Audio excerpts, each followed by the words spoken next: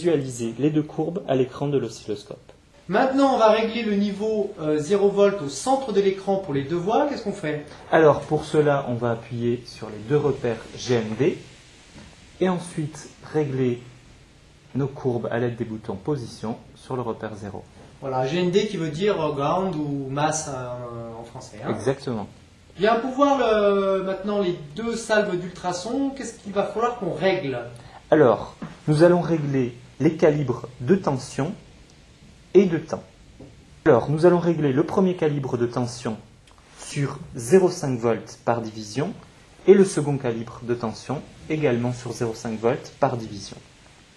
Alors, passons au réglage du calibre de temps que nous allons régler sur 0,2 millisecondes par division. Est-ce qu'on peut régler l'amplitude de l'onde ultrasonore? Effectivement, à l'aide du bouton fréquence situé sur l'émetteur, on peut faire varier, augmenter ou diminuer l'amplitude de l'onde. Donc nous allons la régler sur l'amplitude maximale, comme ceci.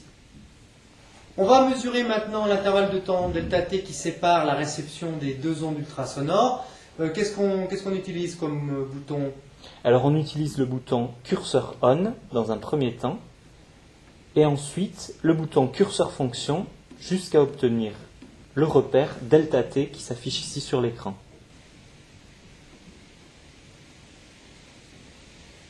On va maintenant utiliser les boutons track et position de façon à placer les curseurs à l'instant où les ondes sont reçues par les récepteurs.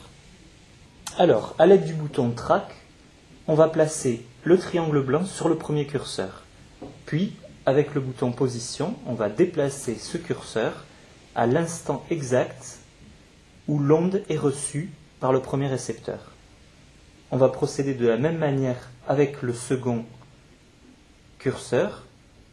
Avec le bouton track, on place le triangle blanc, puis on le déplace à l'instant où l'onde est reçue par le second récepteur. On obtient ainsi ΔT de 0,896